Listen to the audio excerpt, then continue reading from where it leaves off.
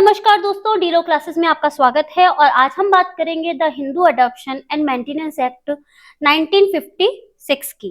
किस बारे में बात करता है? दत्तक और भरण पोषण के, यानी कि अडॉप्शन और मेंटेनेंस की बात करता है ये वाला अधिनियम। ठीक है, इंडेक्स मेंटेन करने से हम पहले देखेंगे कि जो हिंदू अडॉप्शन और मेंटेनेंस एक्ट है इसका नंबर क्या है। इसका नंबर है 78, यानी कि 1956 में 78 नंबर पर यह अधिनियम बना था। 78 नंबर पर अधिनियम बना था। किसके लिए है? दत्तक और भरण पोषण, यानी अडॉप्शन और मेंटेनेंस के लिए विधि को, यानी लॉ को जो अमेंड किया जाता है और कॉडिफाइड किया जाता है, उस संबंध में यह अधिनियम बनाया गया है। इंडेक्स देखते हैं तो इसमें कितने चैप्टर हैं? 4 चैप्टर हैं। सबसे पहला चैप्टर आता है प्रारंभिक, यानी कि प्रीलिमिनरी। ठीक है, 1 से लेके 4 तक सेक्शन है। चैप्टर नंबर 2 है, वो बात करता है दत्तक के संदर्भ में, यानी कि अडॉप्शन के संदर्भ में।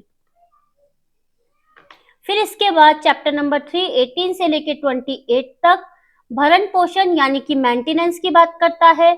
और चैप्टर नंबर 4 29 और 32 सेक्शन लेके बैठा है निरसन, यानी कि अपील, और व्यावृत्ति, यानी कि सेविंग्स की बात करता है।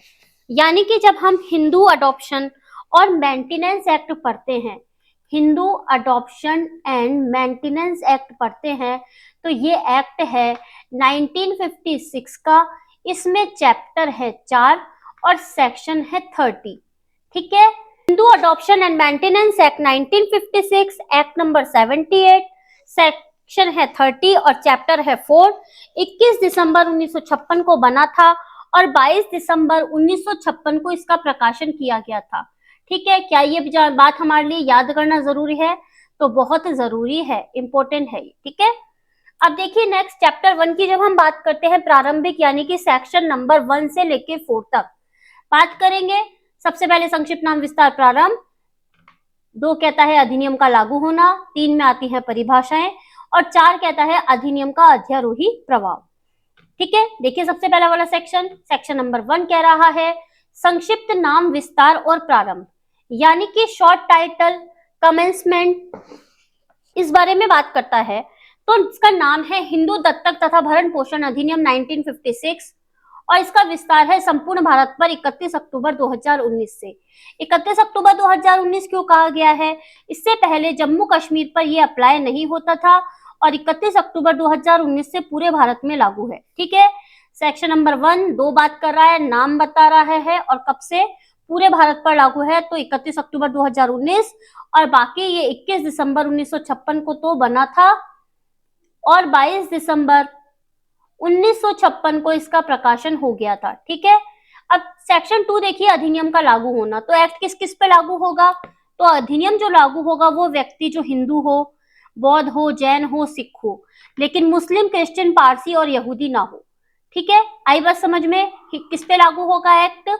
हिंदू पे अप्लाई होगा, बौद्ध होगा, इसके अलावा जैन होगा और इसके अलावा सिख होगा, इनके ऊपर अप्लाई होगा, बट नॉट अप्लाई ऑन, किस किस पे अप्लाई नहीं है?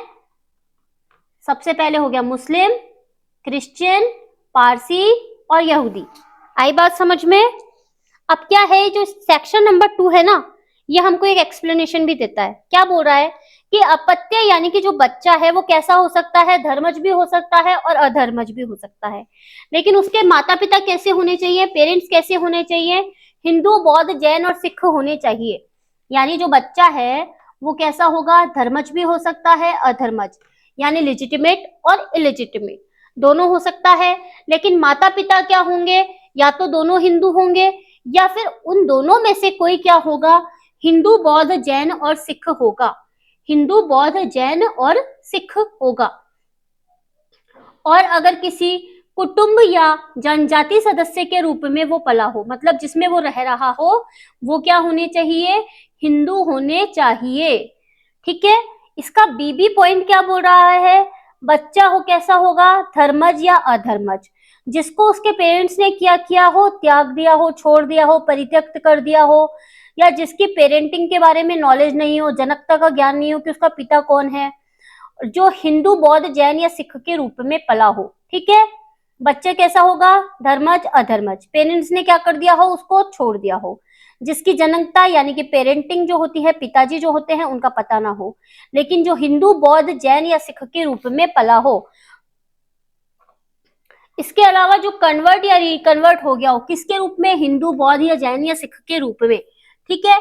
और इस एक्ट की जो बात होगी वो ऐसे शेड्यूल ट्राइब्स को लागू नहीं होगी जिनका उल्लेख, जिनका विवरण एक्ट आर्टिकल नंबर 366 क्लॉज 25 के संबंध में जो सेंट्रल गवर्नमेंट गजट नोटिफिकेशन के द्वारा करेगी। इसका मतलब हो गया कि जो हमारा संविधान है, संविधान में आता है पीछे आर्टिकल 366 का क्लॉज 25 जो बात करता है शेड्यूल ट्राइब्स के बारे में, तो जिनका उल्लेख इसके अंतर्गत किया गया है, इस एक्ट की कोई बात उसको लागू नहीं होगी, ठीक है। यानी कि जो हमारा Hindu adoption and maintenance act है वो इन पर अप्लाई नहीं होगा जब तक कि सेंट्रल गवर्नमेंट गजट नोटिफिकेशन के द्वारा ऐसा नहीं बताए। और हिंदू का वही अर्थ होगा जो इस एक्ट में दिया गया है, यानी कि Hindu adoption and maintenance act में दिया गया है, हिंदू का वही अर्थ होगा। आई बात समझ में? चलिए बढ़ते हैं हम आगे। सेक्शन 3 कहता है परिभाषाएं, यानी कि डेफिनेशन कौन कौन सी होगी इसके अंतर्गत। तो सबसे पहले जो डेफिनेशन आती है वो आती है रूढ़ी की। और कितनी डेफिनेशन है, टोटल सेक्शन है 3, 3 सेक्शन में टोटल डेफिनेशन भी कितनी है, 3।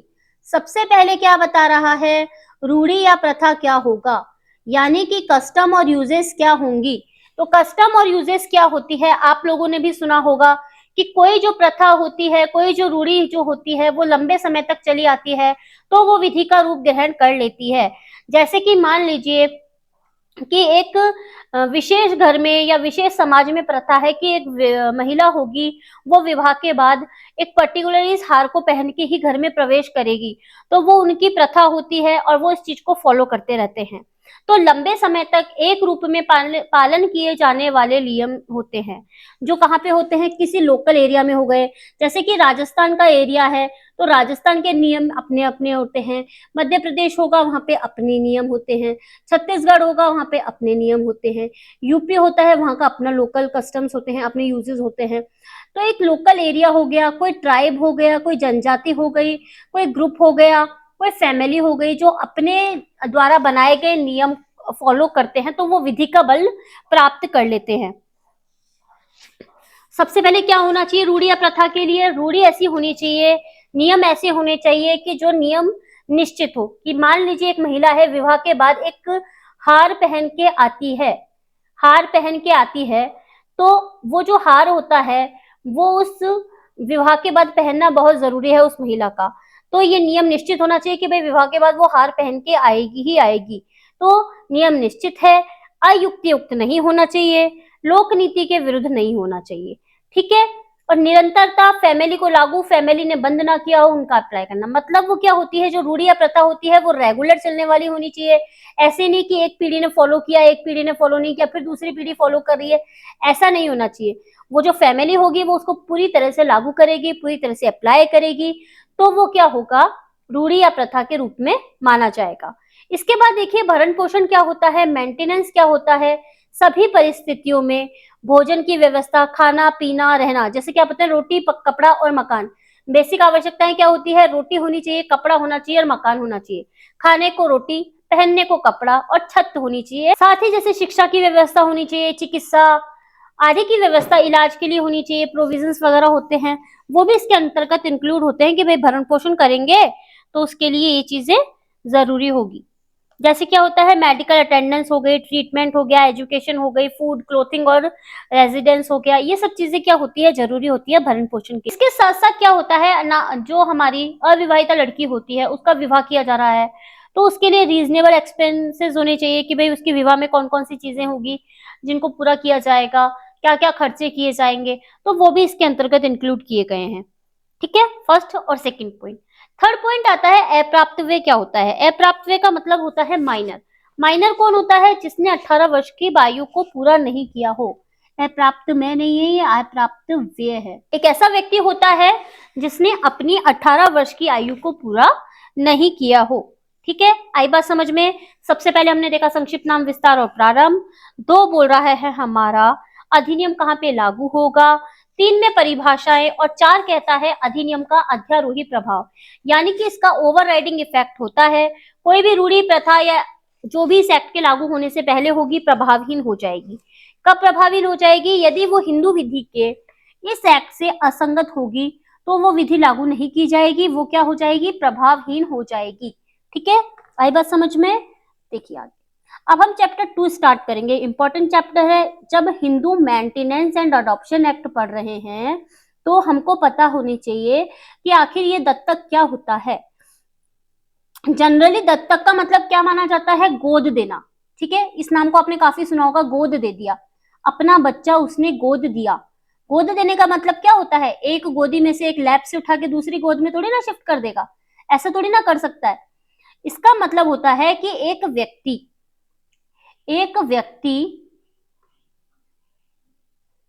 इस व्यक्ति को, दूसरे व्यक्ति को अपना बच्चा परमानेंटली दे देता है कि भाई अब तुम ही इसका पालन पोषण करोगे, ये जो बच्चा होगा आज से मेरा बच्चा नहीं माना जाएगा, तुम्हारा ही बच्चा माना जाएगा। ठीक है, जनरल भाषा में हम इसको ऐसे समझ सकते हैं। अब देखिए, लेकिन हमको क्या करना है? Hindu maintenance and adoption act पढ़ना है, तो इसमें हमको देखना पड़ेगा कि आखिर इसमें क्या प्रोविजंस वगैरह दे रखे हैं हमको।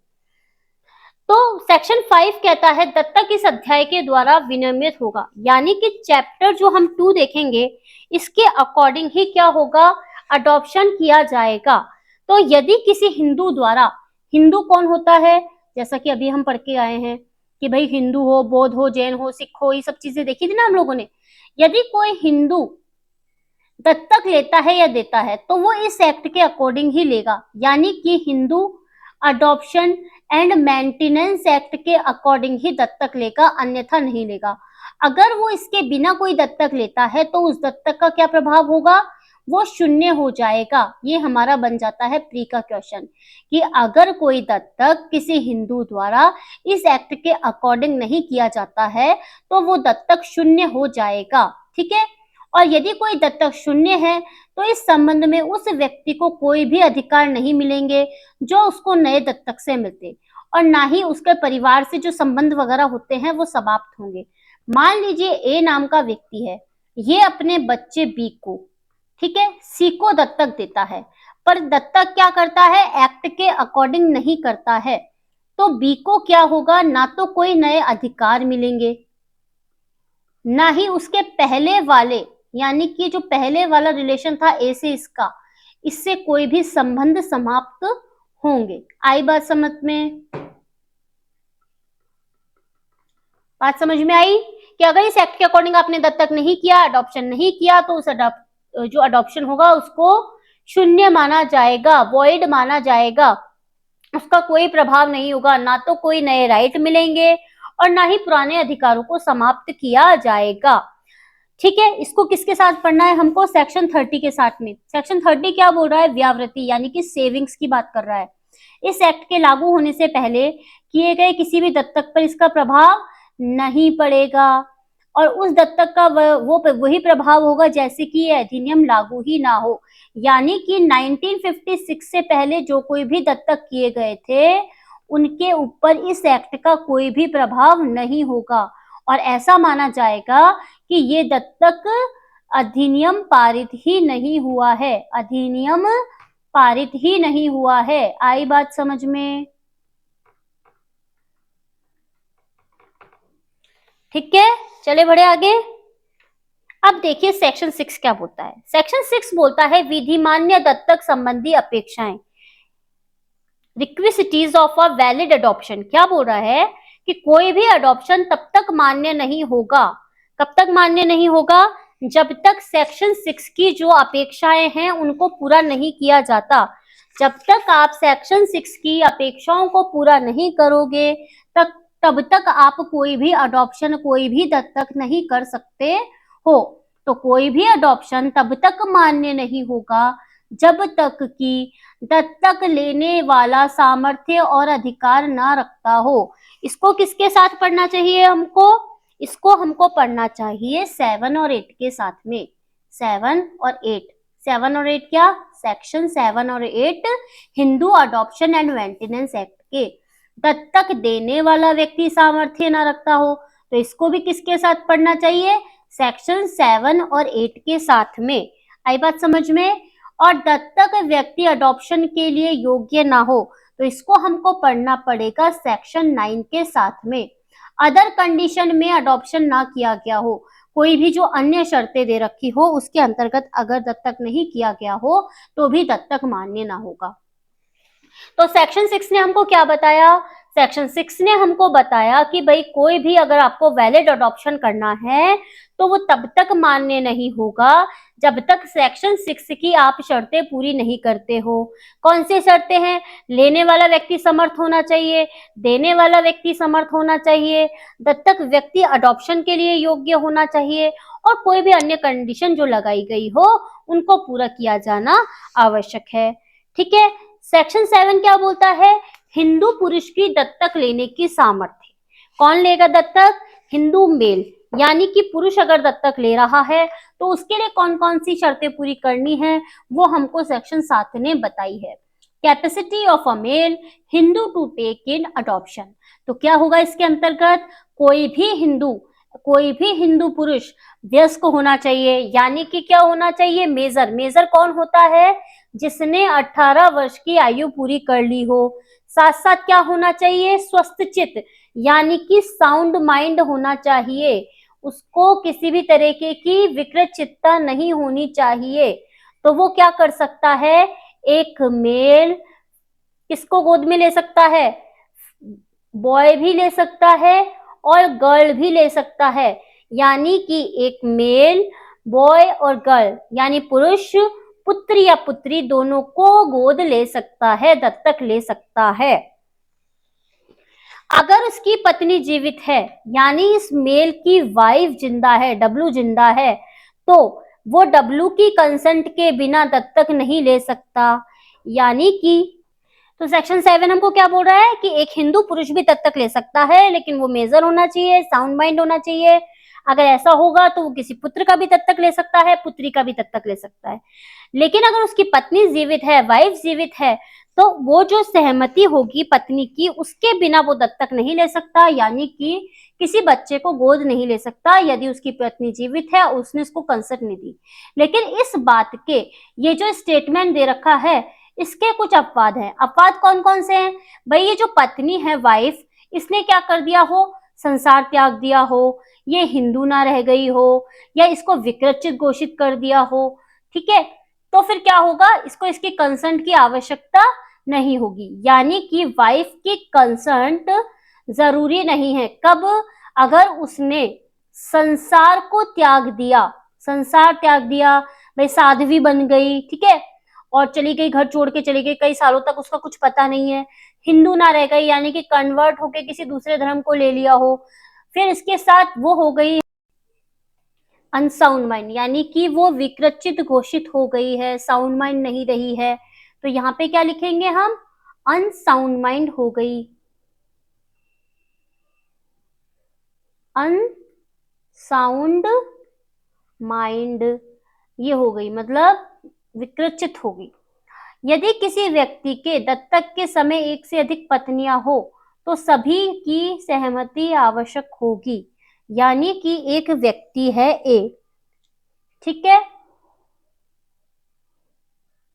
इसके वाइफ 1 है, वाइफ 2 है, वाइफ 3 है, ठीक है, तो अगर ये व्यक्ति दत्तक लेगा, गोद लेगा, तो इसके लिए उसको सहमति लेनी होगी, किसकी, वाइफ 1 की, वाइफ 2 की और वाइफ 3 की, ठीक है, यानी कि वाइफ 3 से उसको कंसेंट लेनी होगी, इन तीनों वाइफ से कंसेंट लेनी होगी, तभी वो कोई दत्तक यानी कि अडॉप्शन ले सकता है, अन्यथा नहीं ले सकता। सेक्शन 8 बोलता है हिंदू नारी की दत्तक लेने की सामर्थ्य। साथ में क्या देखा था, हिंदू पुरुष की दत्तक लेने की सामर्थ्य। 8 कहता है हिंदू नारी की दत्तक लेने की सामर्थ्य। Capacity of a female Hindu to take in adoption. तो कोई भी हिंदू स्त्री वयस्क हो, स्वस्थचित हो, पुत्री या पुत्री को दत्तक ले सकती है, यानी कि ये है फीमेल।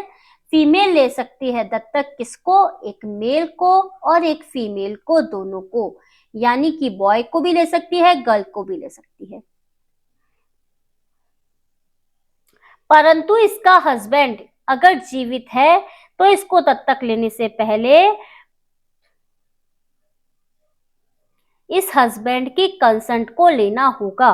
ठीक है, वो कंसेंट नहीं लेगी यदि भाई ये जो हस्बैंड है इसने क्या किया है, ये जो हस्बैंड है इसने क्या किया, त्याग दिया संसार को, संसार को त्याग दिया, वो हिंदू नहीं रहा, या फिर जो सक्षम कोर्ट है उसने उसको विकृचित घोषित कर दिया कि वो साउंड माइंड नहीं रहा।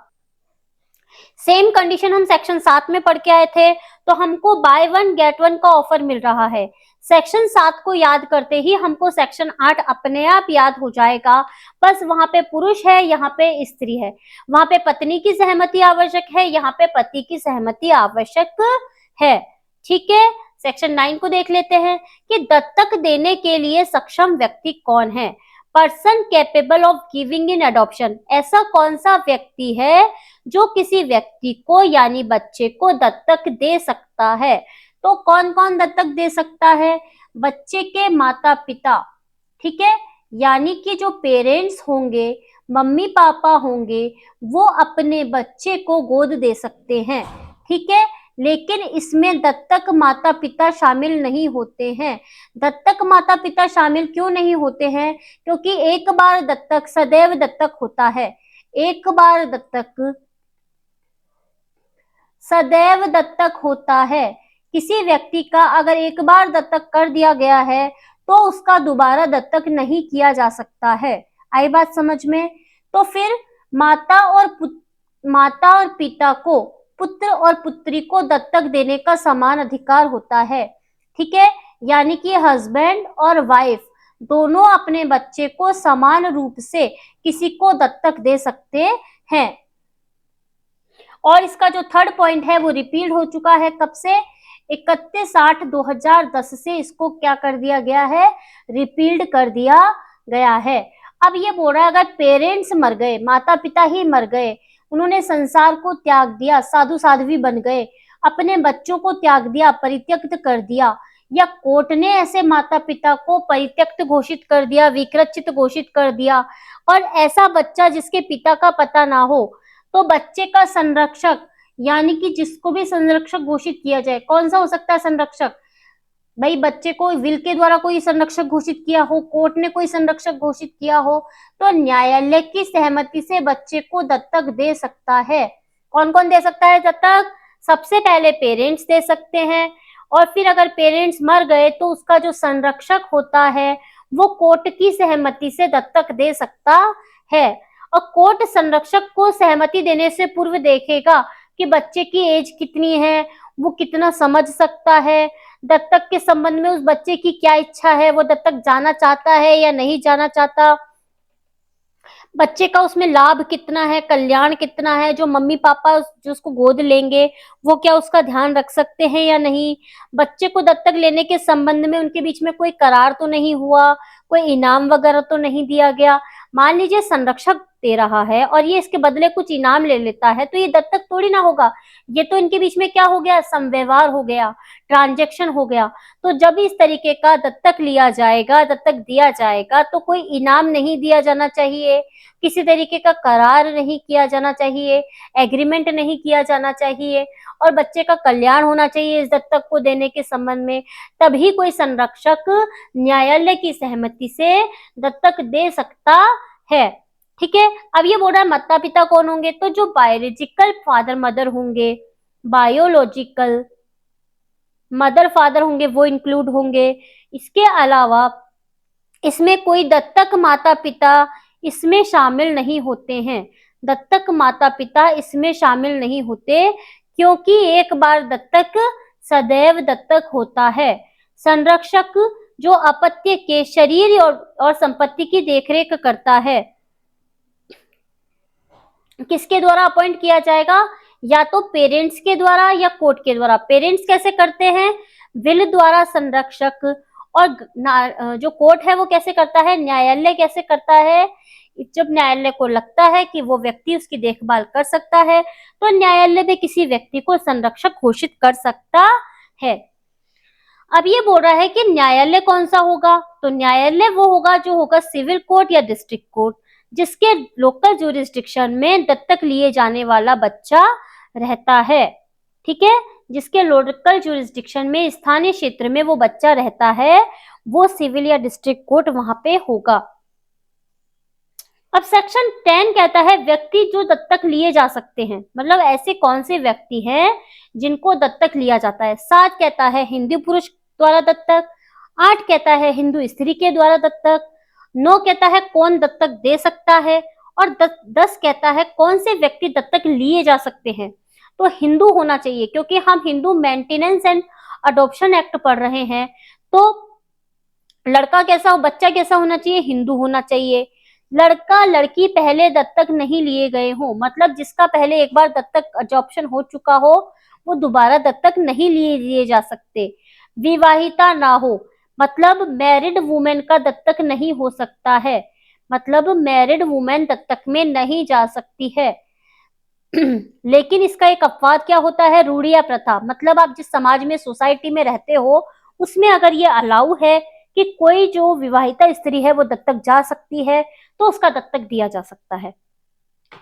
15 वर्ष की आयु पूरी ना की हो, ठीक है, हिंदू होना चाहिए, लड़का लड़की कोई भी हो सकता है लेकिन पहले दत्तक नहीं होने चाहिए, विवाहिता स्त्री नहीं होनी चाहिए, 15 वर्ष की आयु पूरी नहीं की हो।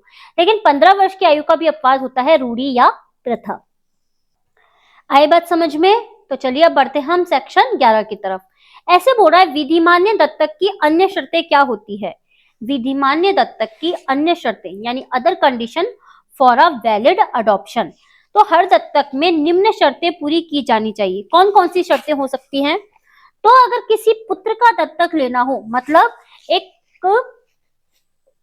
पुत्र का दत्तक लिया जाना हो, तो दत्तक लेने वाले पेरेंट्स के यानी कि माता पिता के पहले से कोई पुत्र नहीं होना चाहिए, पौत्र नहीं होना चाहिए या परपुत्र नहीं होना चाहिए। क्या होता है पुत्र?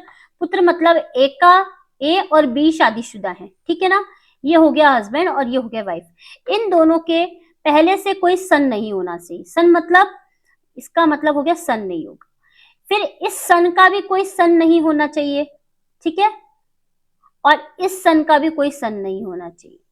तभी क्या होगा, ये दोनों दत्तक ले सकते हैं। यानी कि ये हो गया पुत्र, ये हो गया पौत्र, ये हो गया प्रपौत्र, जिसको कि हम परपोता कहते हैं। यानी कि सन और ये हो गया पौत्र, ग्रेट सन, ग्रैंडसन, और ये ग्रेट ग्रैंड सन। आई बात समझ में? पुत्र पौत्र प्रपोत्र नहीं होने चाहिए, चाहे से धर्मज हो, रक्त हो, नातेदारी हो, दत्तक किसी भी तरीके से उसके पुत्र पौत्र प्रपोत्र नहीं होना चाहिए। अगर किसी पुत्री का दत्तक लेना हो, मान लीजिए इनके पुत्र है पर इनको पुत्री की चाह है, तो ये क्या करेंगे, दत्तक ले सकते हैं, लेकिन इनके कोई भी पुत्री नहीं होनी चाहिए, डी नहीं होनी चाहिए, इसके भी डी नहीं होनी चाहिए और इसके भी डी नहीं होनी चाहिए। यानी कि सन के डॉटर नहीं होना चाहिए और इसके अगर सन है तो उसके भी डॉटर नहीं होना चाहिए, और इस सन के भी अगर कोई सन है तो उसकी भी डॉटर नहीं होनी चाहिए। यानी पुत्री नहीं, पौत्री नहीं और परपोत्री तीनों नहीं होना चाहिए, जैसे धर्मज हो, रक्त से जुड़ी हो, नातेदारी से जुड़ी हो, दत्तक से जुड़ी हो, किसी भी तरीके की पुत्री पौत्री प्रपोत्री नहीं होगी। तब तो आप ले सकते हो किसी पुत्री को दत्तक, अन्यथा नहीं ले सकते। और अगर दत्तक कोई पुरुष ले रहा है, अडॉप्शन कौन कर रहा है, पुरुष ले रहा है, और अगर वो किसी लड़की को ले रहा है तो दोनों के बीच में कम से कम 21 वर्ष का अंतर होना चाहिए। कितना अंतर होना चाहिए? 21 वर्ष का अंतर। यानी कि मान लीजिए ये एक मेल है, ये किसी डॉटर को दत्तक लेना चाहता है, तो ये जो अंतर इन दोनों के बीच में होगा वो 21 वर्ष का होना चाहिए। दोनों के मध्य 21 वर्ष का अंतर होना चाहिए, तभी ये पुरुष दत्तक ले सकता है, अन्यथा नहीं ले सकता। अगर दत्तक नारी ले रही हो, यानी कि फीमेल किसी सन को लेना चाहती है, तो इनके बीच में भी 21 वर्ष का अंतर होना चाहिए। यानी कि मेल अगर डॉटर लेगा तो 21 वर्ष का अंतर, और अगर फीमेल किसी सन को लेगी तो भी 21 वर्ष का अंतर होना चाहिए।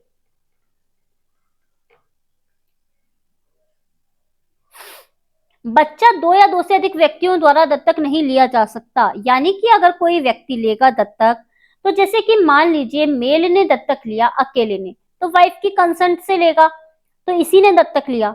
पर ये ऐसे नहीं हो सकता कि एक मेल दत्तक ले रहा है, फिर इसका दोस्त भी दत्तक ले रहा है, फिर इसका दोस्त भी दत्तक ले रहा है। ऐसे थोड़ी ना मिलके सारे मिलके एक किसी का दत्तक ले सकते हो, ऐसे नहीं हो सकता। तो कोई भी बच्चा एक से अधिक व्यक्तियों के पास दत्तक नहीं लिया जा सकता। दत्तक देने लेने के आशय के साथ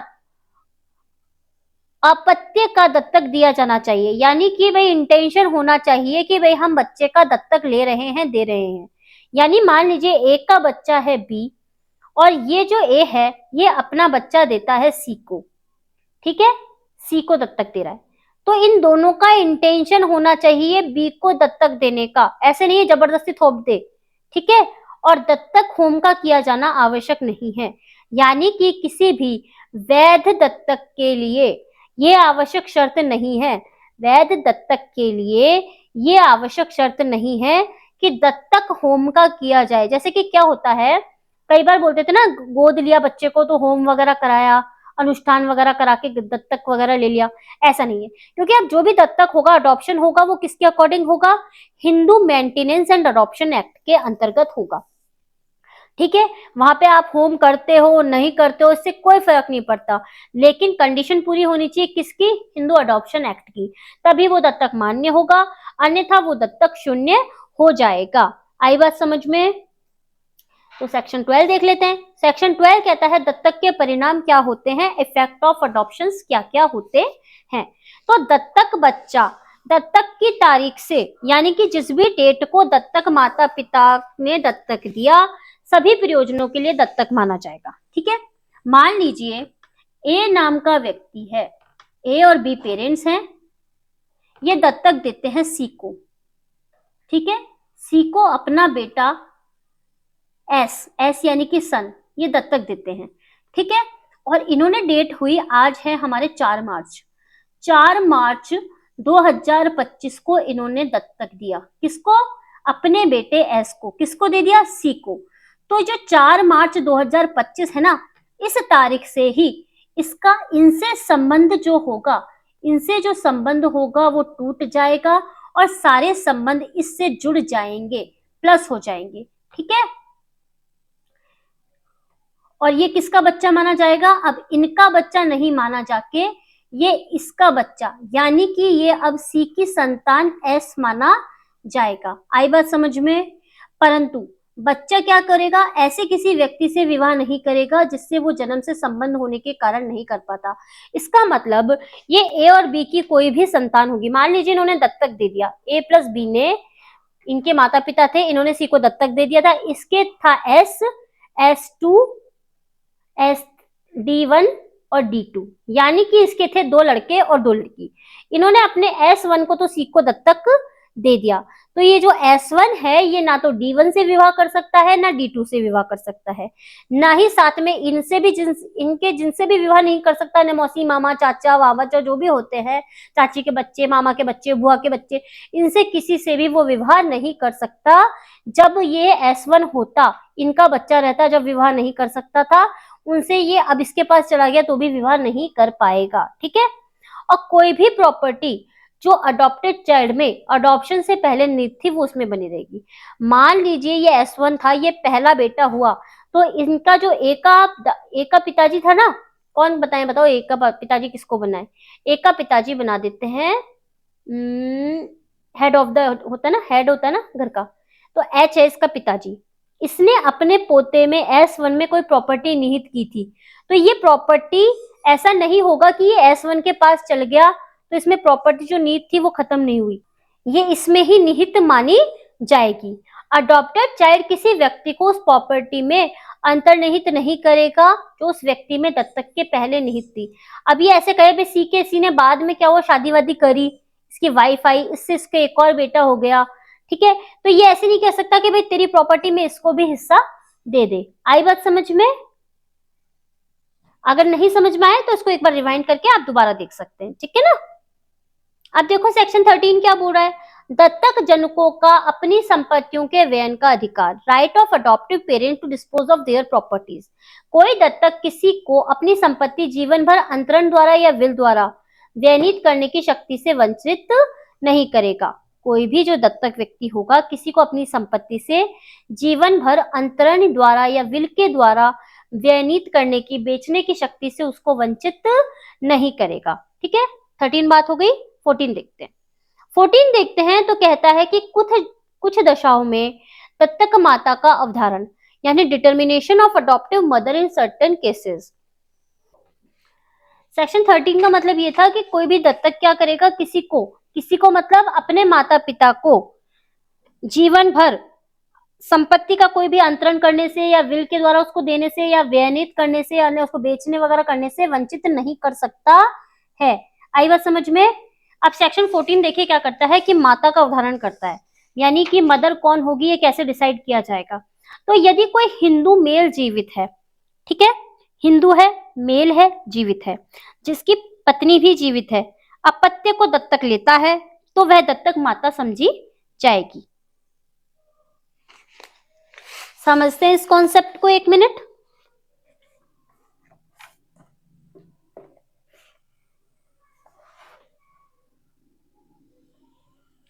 ये एक मेल है, मेल यानी कि पुरुष, ये है जीवित, इसकी वाइफ है, ये भी क्या है, जीवित है, ठीक है।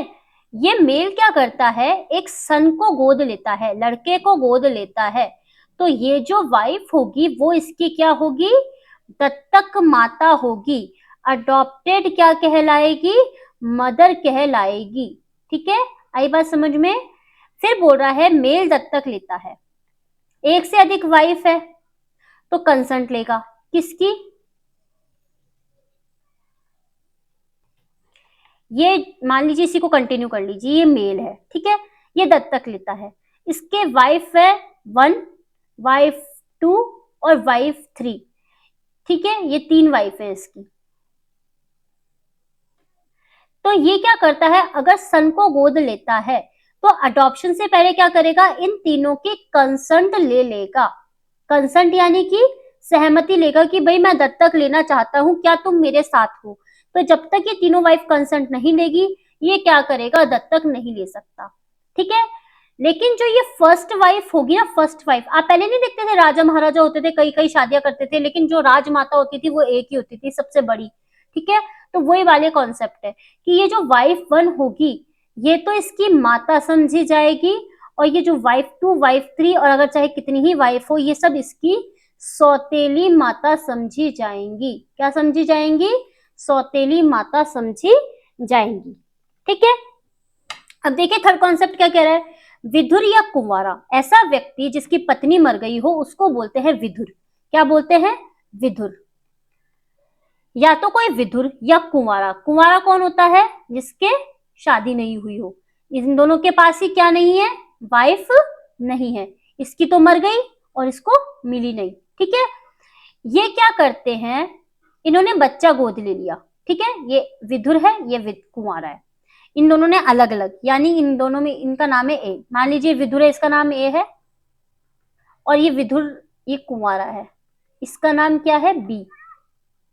इन्होंने, इसने गोद लिया, इसने गोद लिया, ठीक है। इसने किसको गोद लिया, इसने गोद लिया मान लीजिए एस को, इसने भी एस को गोद लिया, ये एस को गोद ले रहा है, ये S1 को गोद ले रहा है, ठीक है। इन्होंने अलग अलग गोद लिया है ना, विधुर अलग है, कोई व्यक्ति जैसे एक कॉन्सेप्ट समझ के रखिए, विधुर हो या कुमार हो कोई भी व्यक्ति गोद लेता है और ये बाद में विवाह कर लेते हैं। इसने विवाह करा सी से और इसने विवाह किया डी से, ठीक है। तो ये जो होगी ना सी और यहाँ पे डी, तो सी तो एस की सौतेली माता समझी जाएगी और डी S1 की सौतेली माता समझी जाएगी। आप किसी का भी उदाहरण ले सकते हो, विदुर का भी ले सकते हो या कुंवारे का, इनका उदाहरण अलग अलग है। दोबारा समझते हैं। एक विदुर कौन होता है? जिसकी पत्नी मर गई। कुंवारा कौन होता है? जिसने शादी नहीं करी, यानी कि उसको पत्नी नहीं मिली। दोनों क्या करते हैं? बच्चा गोद लेते हैं। बच्चा गोद लेते हैं तो मान लीजिए विदुर को बाद में किसी से प्यार हो जाता है, वो शादी कर लेता है। कुंवारे को तो पहली बार प्यार होता है, वो शादी कर लेता है। तो बच्चा उन्होंने गोद ले लिया, तो वो जो बच्चा होगा, वो बच्चा होगा, उसकी माता कौन होगी? तो विदुर ने जिससे शादी की या कुंवारे ने जिससे शादी की, वो उसकी माता होगी।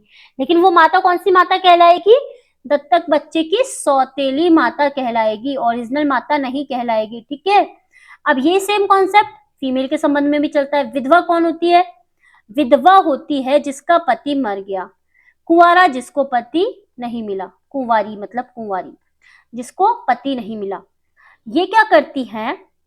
ये भी एस को गोद लेती है और ये S1 को गोद लेती है। ठीक है। ये है ए और ये है बी। बाद में क्या करती है? ये सी से शादी करती है और ये डी से शादी कर लेती है। ठीक है। तो ये जो होंगे, ये जो सी है और ये जो डी है, ये एस का और ये S1 का क्या कहलाएगा? सौतेला पिता। सौतेला पिता कहलाएगा। आई बात समझ में? और नहीं समझ में आई हो तो वीडियो आपके पास रिकॉर्डेड है, रिवाइंड करके देख लीजिएगा। ठीक है।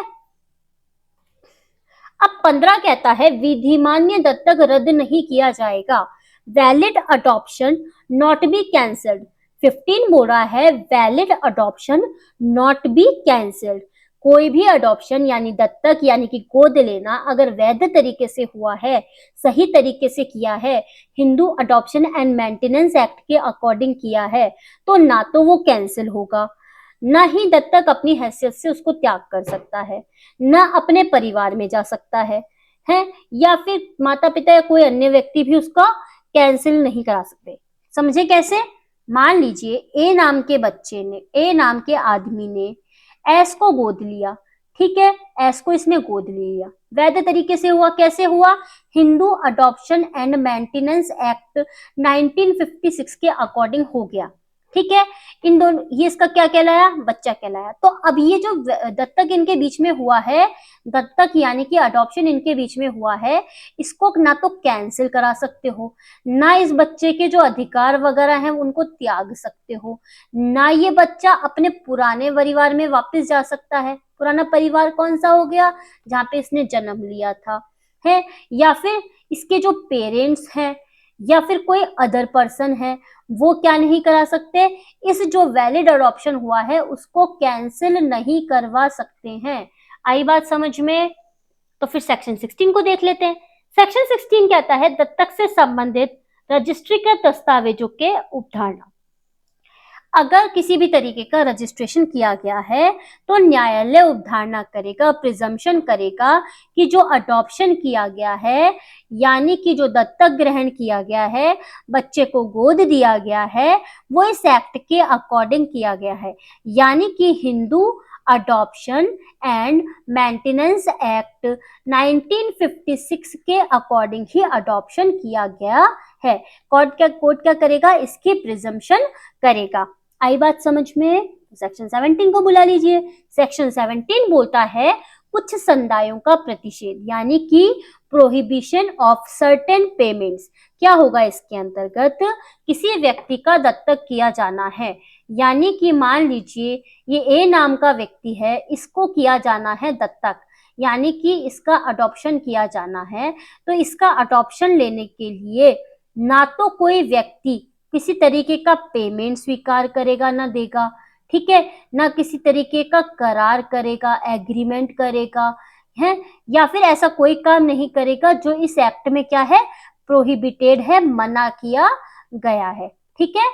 और यदि कोई व्यक्ति इस संबंध में उल्लंघन करता है, यानी कोई पेमेंट कर लेता है, कोई करार कर लेता है, तो वो क्या किया जाएगा? दंडित किया जाएगा। कितना? 6 मास तक का कारावास, 6 मंथ का इम्प्रिजमेंट और फाइन। फाइन कितना होगा? ये कोर्ट तय करेगी। ठीक है। इस धारा में अभियोजन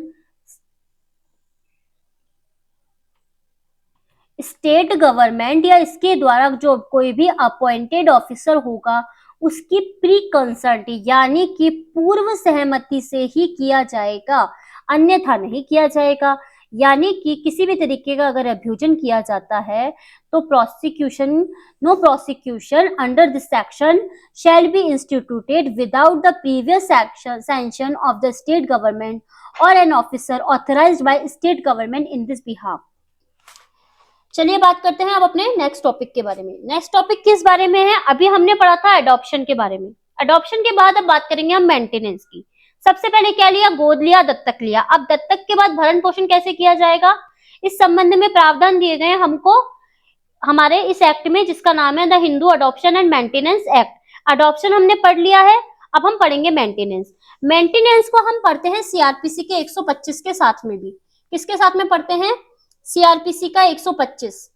ठीक है, तो आप इसको कनेक्ट कर सकते हैं सीआरपीसी के साथ में भी।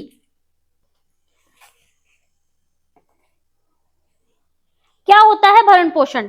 तो भरण पोषण क्या होता है कि भाई आप उसका मेंटेनेंस कर रहे हो, उसको खाने पीने के लिए दे रहे हो, आपके साथ रह रही है, घर मिल रहा है, छत मिल रही है, खाने पीने को, चिकित्सा, जो भी उसको चीजें जरूरत होती है वो उसको दी जाती है। क्या होता है, जो हमारी आधुनिक हिंदू विधि है, आधुनिक यानी जो मॉडर्न हिंदू लॉ है, उसके अंदर बताया गया है कि हर हिंदू पुरुष या स्त्री का दायित्व है कि वो अपने अवयस्क अपत्य यानी कि बच्चों का क्या करेंगे? भरण पोषण करेंगे। वृद्ध माता पिता होते हैं, उनका भरण पोषण करते हैं। वो उनका भरण पोषण नहीं करते हैं तो वो कहाँ जाते हैं? फिर वृद्धाश्रम वगैरह है, अनाथालय वगैरह है, उनमें छोड़ दिए जाते हैं। लेकिन हर हिंदू का दायित्व है कि वो अपने बच्चों का, वृद्ध माता पिता का, इनका क्या करेंगे? भरण पोषण करेंगे। ठीक है, इसके संबंध में अब हम कॉन्सेप्ट वगैरह देखेंगे कि किस तरीके से भरण पोषण के प्रावधान हमको दिए गए हैं। तो जब हम बात करते हैं सबसे पहले सेक्शन नंबर 18 की, तो सेक्शन नंबर 18 क्या बात करता है? पत्नी का भरण पोषण यानी कि मेंटेनेंस ऑफ वाइफ। तो एक हिंदू पत्नी इस एक्ट से पहले, बाद में विवाहित, अपने जीवन काल में अपने पति से भरण पोषण प्राप्त करने की अधिकारिणी होती है। यानी कि मान लीजिए हस्बैंड और वाइफ का विवाह हुआ, HW यानी कि हस्बैंड और वाइफ, इन दोनों का विवाह हुआ, तो ये दोनों क्या कहलाएंगे? पति और पत्नी। ठीक है, पत्नी का राइट है कि वो इस एक्ट के आने से पहले यानी कि Hindu adoption and maintenance act 1956 आने से पहले या आने के बाद, यानी कि पहले या बाद में क्या कर सकती है? अपने पूरे जीवन में, मान लीजिए ये जीती है 70 साल, ठीक है, तो 70 साल अपने पति से भरण पोषण यानी कि मेंटेनेंस प्राप्त करने की अधिकारिणी होगी, भरण पोषण की हकदार होगी। आई बात समझ में? तो आप देखिए आगे कि हिंदू पत्नी अपने भरण पोषण के अधिकार को प्राप्त करेगी चाहे उसने पति को छोड़ रखा है। यानी वो अगर अपने पति के साथ भी नहीं रहती होगी, पति के साथ भी नहीं रहेगी, तो भी निम्न आधारों पर क्या कर सकती है? पति से भरण पोषण यानी कि मेंटेनेंस प्राप्त कर सकती है। कौन से हैं वो अधिकार, कौन से हैं वो आधार? तो सबसे पहले प्रति अभित्यजन का दोषी हो, यानी कि वो क्या करता हो? बाहर जाता हो, है ना, युक्त कारण के उसने उसको छोड़ रखा हो। अभित्यजन मतलब घर छोड़ रखा हो, युक्त कारण के बिना, उसकी सहमति के बिना, इच्छा के बिना उसका क्या कर रखा हो? परित्याग कर रखा हो। इसका मतलब हो गया इस हस्बैंड ने इस वाइफ को छोड़ रखा है ना, इसलिए नहीं छोड़ा इसको, इस हस्बैंड ने वाइफ को छोड़ रखा है, या अभित्यजन हो गया है मतलब घर से भाग गया है बिना किसी कारण के, इसकी सहमति के बिना, इसकी इच्छा के विरुद्ध, इसके साथ क्या करता है? क्रूएल्टी करता है, यानी कि क्रूरता का व्यवहार करता है, मारता पीटता है, ठीक है, इसको मानसिक यातना देता है। तो इस तरीके की बातें अगर की जाती है तो भी क्या होगी? पत्नी को अधिकार है कि वो भरण पोषण प्राप्त करे। इसके बाद होता है डिलीट हो गया 2019 से, क्योंकि ये था अप्राकृतिक मैथुन वगैरह करते हैं ना, उसकी बात करता है, तो इसको डिलीट कर दिया 2019 से। ठीक है, नया कॉन्सेप्ट है, याद रखना चाहिए। पत्नी के रहते उपपत्नी रखता है, यानी कि इस हस्बैंड का विवाह इस वाइफ से हो गया था, इस वाइफ से होने के बाद भी एक वाइफ 2 रखता है, ये वाइफ 1 हो गई, एक वाइफ 2 रखता है, तो भी क्या कर सकती है? ये पत्नी क्या होगी? भरण पोषण प्राप्त करने की अधिकारिणी होगी। हिंदू ना रह गया हो, ये जो हस्बैंड है ये अगर हिंदू ना रह गया हो तो भी क्या होगा, भरण पोषण प्राप्त करेगी, क्योंकि इस वाइफ ने थोड़ी ना धर्म परिवर्तन किया था, इस हिंदू हस्बैंड ने धर्म परिवर्तन किया था, तो फिर भी वो अधिकार रखती है कि वो अपने पति से भरण पोषण को प्राप्त करे।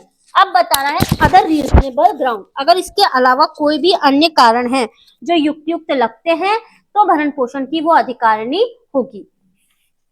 परंतु अगर ये पत्नी हिंदू ना रह गई हो, ये जो हस्बैंड वाइफ हम शुरू से देख रहे हैं, इसमें ये पत्नी अगर हिंदू ना रह गई हो, यानी कि इसने अपना धर्म परिवर्तित कर लिया हो, तो ये क्या होगी, भरण पोषण प्राप्त नहीं करेगी। चाहे से वो अपने घर से अलग रह रही हो, फिर भी वो भरण पोषण प्राप्त नहीं करेगी। आई बात समझ में? तो 18 में हमको 3 पॉइंट दे रखे हैं। सबसे पहले तो है कि कौन हकदार होगा, ठीक है, और फिर बोल रहा है कि कब पति से पृथक रहने पर अधिकारिणी होगी और कब उसको अधिकार नहीं मिलेगा। ठीक है, सेक्शन 19 की तरफ आ जाइए। जो विधवा पुत्र वधू होती है उसका भरण पोषण कैसे किया जाता है, ये हमारे लिए मेंस के लिए इंपॉर्टेंट क्वेश्चन होता है, क्योंकि मेंस में क्वेश्चन आता है इसका कि विधवा पुत्र वधू कब अपने ससुर से भरण पोषण प्राप्त करने की अधिकारिणी होती है। तो एक विधवा बहू ससुर से भरण पोषण प्राप्त करने की अधिकारिणी है यदि वह स्वयं की संपत्ति अर्जन से अपना भरण पोषण नहीं कर सकती। मान लीजिए जो विधवा बहू है ये 10th फेल है, ठीक है, इसके पास कमाने के कोई साधन नहीं है, ना ही इसको किसी तरीके की कोई जैसे सिलाई बुनाई कढ़ाई मेहंदी वगैरह कुछ भी नहीं आती कि जिससे कि वो अपनी आजीविका चला पाए, या कोई भी अन्य कारण है जिसके कारण ना तो इसके पास स्वयं की प्रॉपर्टी है या ना ही वो स्वयं का अर्जन कर सकती है, तो वो क्या करेगी, अपने ससुर से क्या करेगी, भरण पोषण प्राप्त कर सकती है। या स्वयं उसके पास अपनी संपत्ति ना हो, अपना भरण को पोषण करने में असमर्थ है, ना तो उसको पिता या माता की संपत्ति से भी कुछ नहीं मिला, पुत्र या पुत्र की संपत्ति से भी उसको कुछ नहीं मिला, तो वो इन आधारों पर क्या कर सकती है, अपने ससुर से भरण पोषण प्राप्त कर सकती है।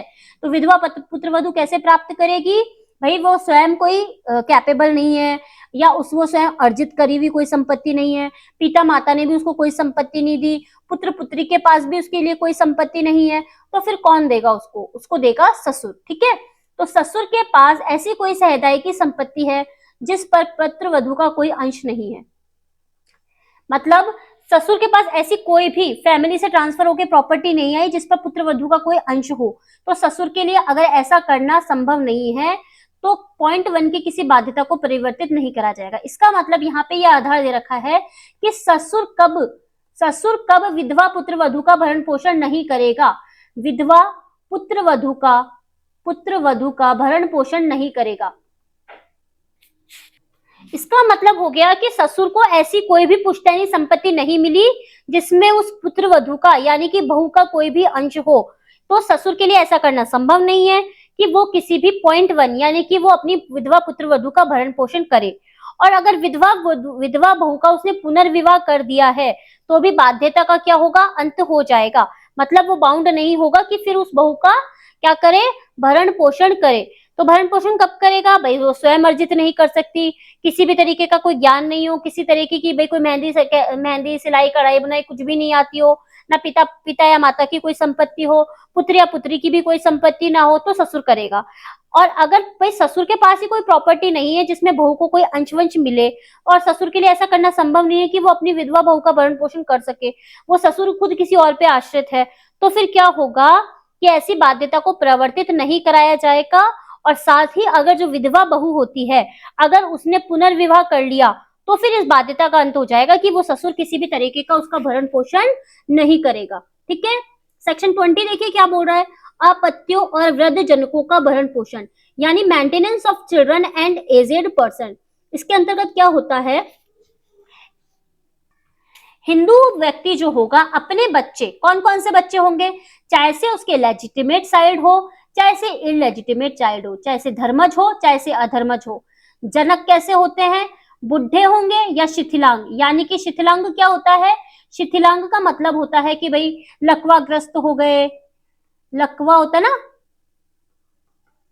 लकवाग्रस्त हो गए या किसी तरीके से बीमार है, ठीक है ना, तो इस तरीके से शिथिलांग हो गए, मतलब बिस्तर में ही पड़े हैं, जो अपने दैनिक काम होते हैं वो भी बिस्तर में ही कर रहे हैं, तो इस तरीके से जो शिथिलांग जनक होते हैं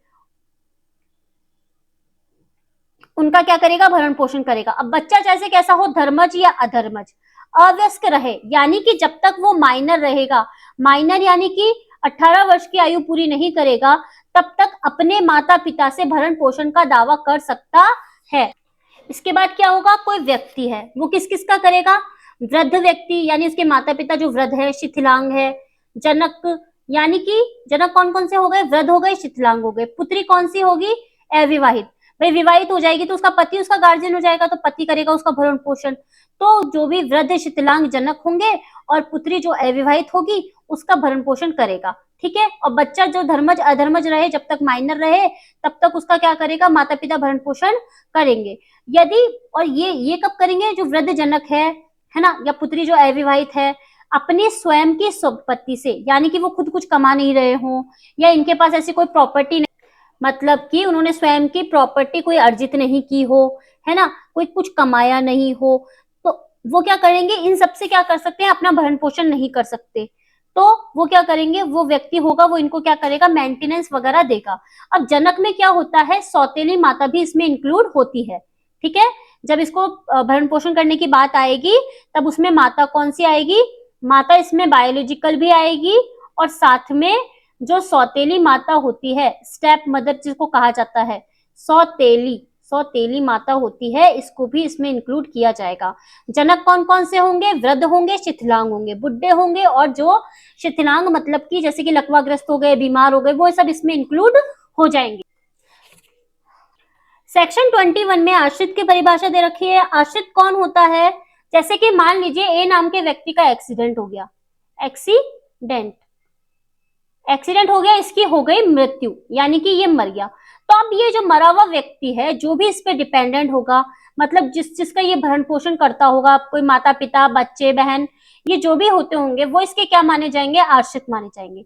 तो ये होता है आश्रित। तो आश्रित की परिभाषा हमको सेक्शन 21 में क्या दे रखी है, सेक्शन 21 बोलता है मृतक के नातेदार।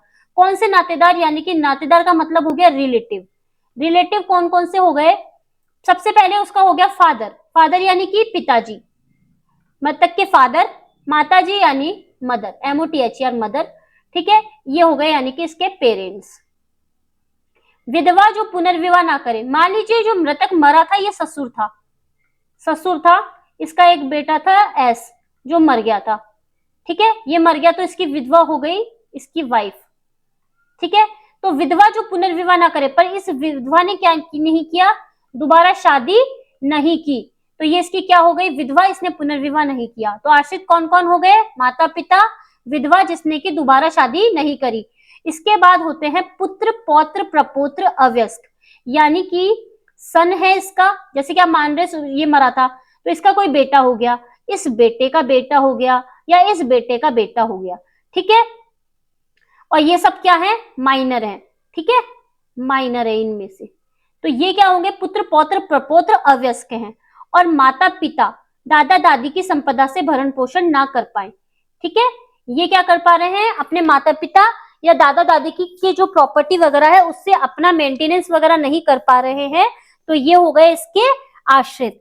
इसके बाद बोल रहे हैं अविवाहित कौन सा होगा, तो अविवाहित होगा पुत्र, पौत्र, प्रपौत्र जो कि है अवयस्क, और माता पिता दादा दादी की संपदा से भरण पोषण न कर पाए। आई बात समझ में। यहाँ पे पुत्र, पौत्र, प्रपौत्र की जगह आएगा पुत्री, पौत्री, प्रपौत्री, यानी कि जो अनमैरिड है, जिसकी शादी नहीं हुई है, ये क्या है, अनमैरिड है, जिसकी शादी नहीं हुई, ऐसी पुत्री यानी कि डॉटर, ग्रैंड डॉटर, और इसके बाद हो गई ये ग्रेट ग्रैंड डॉटर, ठीक है, और ये कैसी है, अवयस्क है। तो ये भी क्या नहीं कर पा रही, अपने माता पिता यानी कि पेरेंट्स, दादा दादी की संपदा से क्या नहीं कर पा रही है, भरण पोषण, अपना मेंटेनेंस वगैरह नहीं कर पा रही है, तो ये भी क्या हो गई है, मृतक की आश्रित हो गई है। 6 होता है विधवा पुत्री, ठीक है, जो ए मरा था इसकी डॉटर थी, ये क्या हो गई थी, विधवा, तो विधवा है, और क्या ये भी भरण पोषण प्राप्त करेगी, आश्रित होगी इसकी, कब, जब इसका भरण पोषण नहीं कर पा रहा। कैसे? पति की कोई प्रॉपर्टी से, इसका पति मर गया था। पुत्र पुत्री की संपदा से, यानी इसके जो बच्चे थे, इस डॉटर के बच्चे थे S1 और D1, इनके पास कोई प्रॉपर्टी थी या नहीं थी, इससे भी क्या नहीं कर पा रहे, अपना मेंटेनेंस नहीं कर पा रही। ससुर या पिता की संपदा से, है ना, यानी कि जो डॉटर है, इसका जो कोई ससुर है और इसका कोई फादर है, इनके पास भी ऐसी कोई प्रॉपर्टी नहीं है जिससे क्या कर पाए, अपना मेंटेनेंस कर पाए, तो वो क्या करेगी, वो उसकी आश्रित हो जाएगी।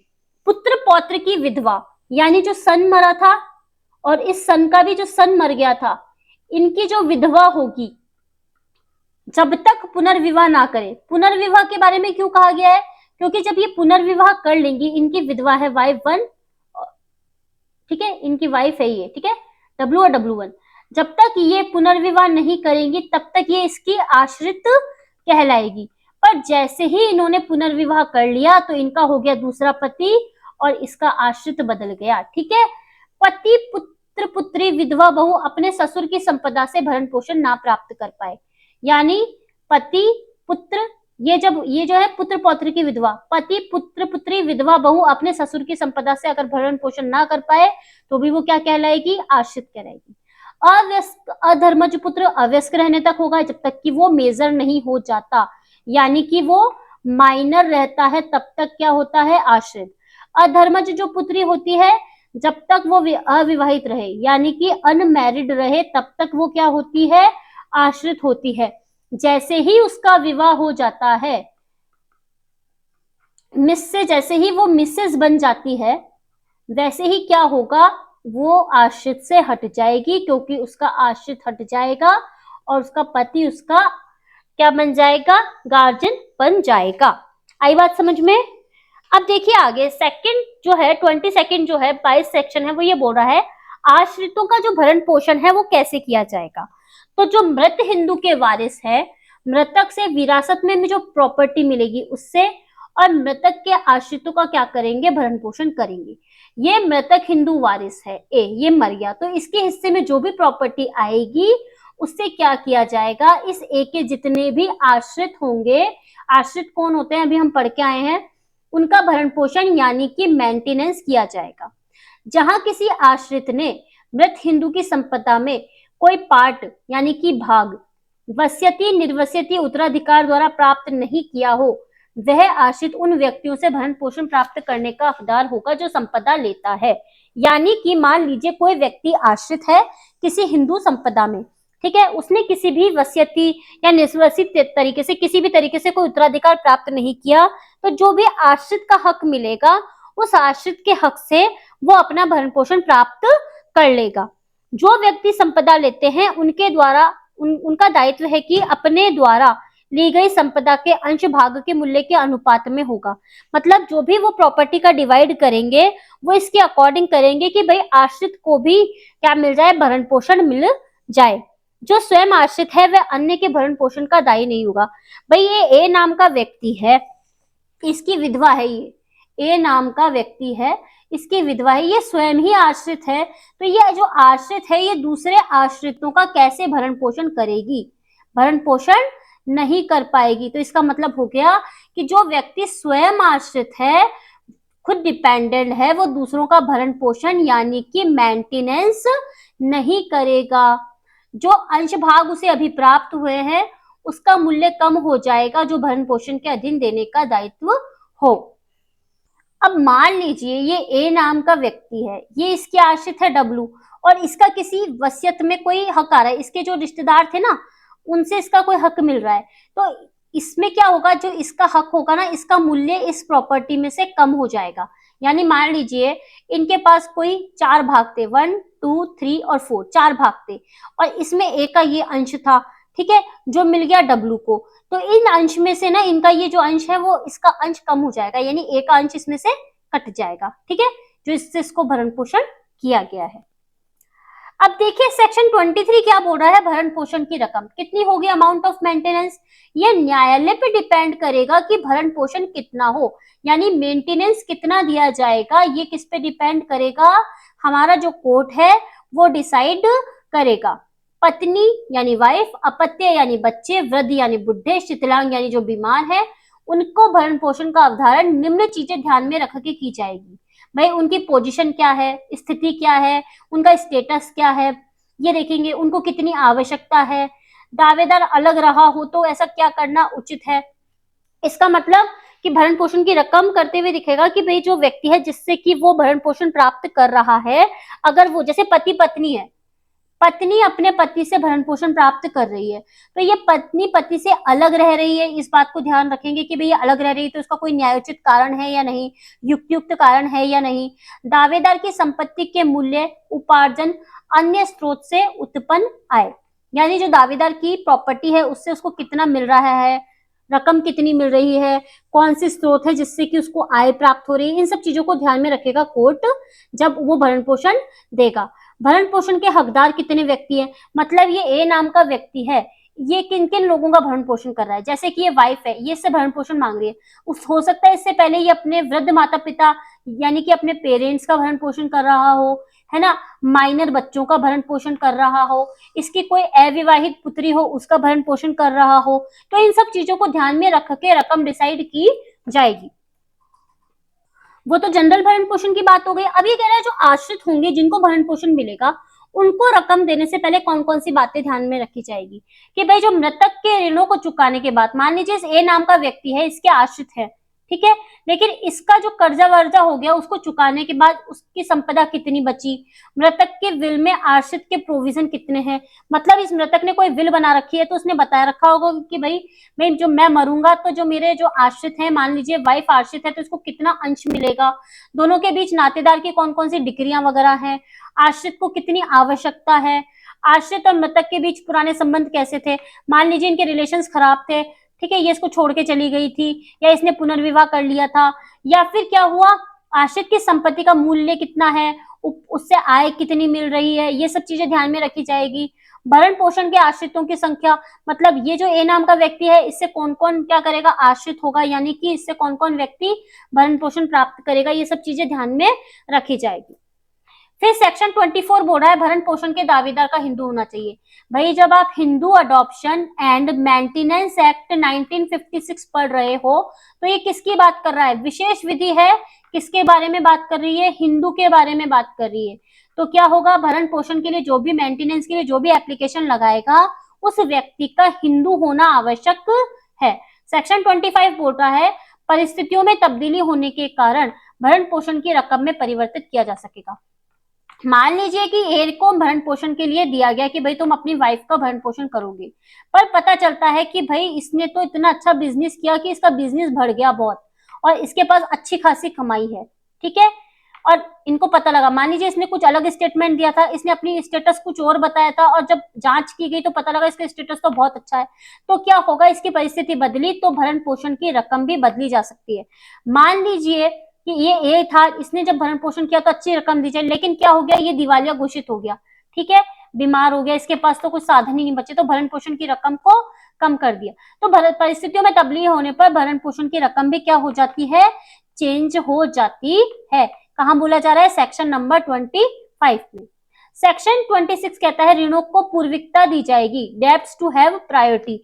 इसका मतलब क्या हुआ, इसका मतलब हो गया कि सेक्शन 27 जो अभी हम आगे पढ़ेंगे उसमें कोई भी जितने भी प्रोविजन रह रखे हैं उसके अकॉर्डिंग मृतक द्वारा हर प्रकार के संविदाकृत, यानी मृतक ने किसी तरीके का कोई कॉन्ट्रैक्ट वगैरह कर रखा हो या उसने उसको कोई ऋण वगैरह चुकाने हो, उस ऋणों को के अपने आश्रितों को इस अधिनियम के दिन भरण पोषण के दावों पर पूर्विकता दी जाएगी।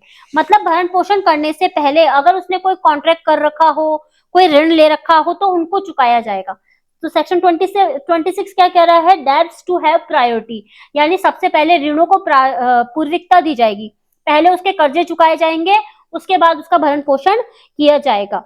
अब देखिए सेक्शन 27 कहता है भरण पोषण कब भार होगा, तो किसी आश्रित का भरण पोषण का दावा मृतक की संपदा या उसके किसी प्रभाग पर तब के सिवाय भार नहीं होगा जबकि मृतक की विल द्वारा, न्यायालय की डिक्री द्वारा, आश्रित और संपदा उसके प्रभाग के स्वामी के बीच करार द्वारा या अन्यथा ऐसा कोई भार सृष्टि न किया गया हो।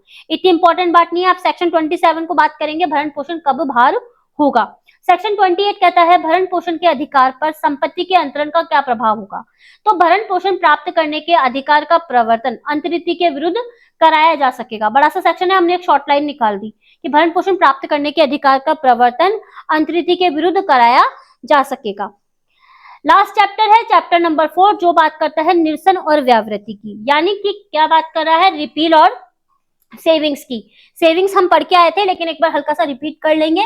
निरसन का मतलब होता है कि भाई सेक्शन 2 जो है वो अनुसूची 1 26/12/1960 से क्या हो गए हैं, रिपील हो गए हैं। और 30 का क्या मतलब था कि भाई जब ये एक्ट लागू हो गया तो जो पुरानी रूढ़ी प्रथाएं वगैरह जो भी चलती आई होगी उनमें अगर कुछ हुआ है तो वो क्या होगा, ऐसे माना जाएगा कि वो लागू थी ही नहीं। इसका मतलब हो गया कि भाई सेविंग्स में बोला गया है कि अगर इस अधिनियम के आने से पहले कोई दत्तक वगैरह किया गया है तो इसका ये प्रभाव होगा कि भाई उसको इफेक्टिव नहीं माना जाएगा, पहले का दत्तक पहले माना जाएगा और इस तरीके से माना जाएगा कि ये एक्ट प्रभावी हुआ ही नहीं था। तो ये था हमारा Hindu adoption and maintenance act. Hindu adoption and maintenance act कब का है, 1956 का। टोटल कितने चैप्टर है, चैप्टर 4, और सेक्शन कितने हैं, 30। हम लोगों ने इस एक्ट को कंप्लीट कर लिया है। उम्मीद करती हूँ आपको ये लेक्चर अच्छा लगा होगा। आपको अगर ये लेक्चर अच्छा लगा है तो आप इसको लाइक कीजिए, शेयर कीजिए और सब्सक्राइब कीजिए, ठीक है। और जुड़े रहिए डीलो जंक्शन के साथ में। मिलते हैं नए लेक्चर के साथ। Thank you so much.